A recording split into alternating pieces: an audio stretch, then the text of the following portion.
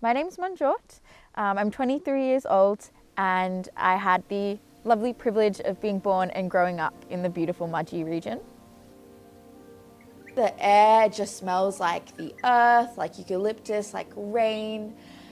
I grew up with a really deep sense of justice and wanting to help other people because that's what my parents have always demonstrated to me. And when I was 17 years old, I got a scholarship to go to school in Sydney, which I was really excited to do. Sydney was where people were talking about things, people were changing things.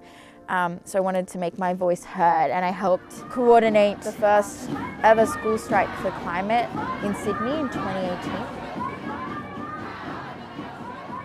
I've worked on different campaigns and projects to reduce the impact of coal mining across Australia. And then about a year ago, I'm looking at this chart, reading about some of the different mines in the state, and I realised that Moolarben, the mine just down the road from me, is the biggest producing coal mine in New South Wales.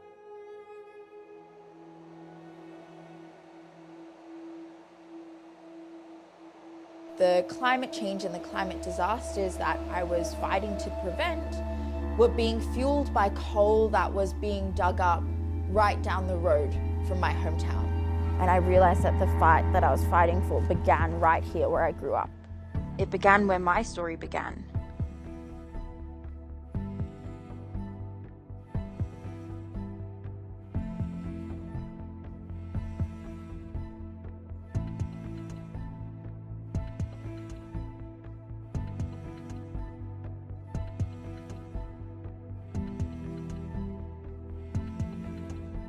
The biodiversity assessment report could not hide the fact that this was a highly significant area for biodiversity. So you've got dust, vibration, noise, lighting at night time.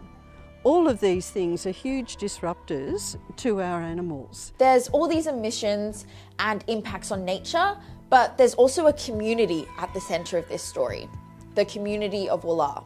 There is not one single human being living between Yulin and Wollar. And what, this whole, and it would have used to? It was all farming families sending kids to the school. We all knew each other. I'm Bev Smiles. I'm a member of the Wollar community. It's devastating the landscape, devastating our community and biodiversity, and it has to stop. You know about mines and you know about having to move to electricity, and we know about that, but when you meet the people with the energy over decades, it's like inspiring. I'm just thinking, what can I do? we've got to keep going. This is the right way. We are looking for a huge campaign to tell both the state and federal governments that coal mining cannot continue to be approved. We have the intergenerational, the multi-faith, the multicultural, the multi-location power and representation to build the kind of pressure and movement to stop the next expansion. So I feel the hope and the gratitude, and I'm really excited to work together to take this story out.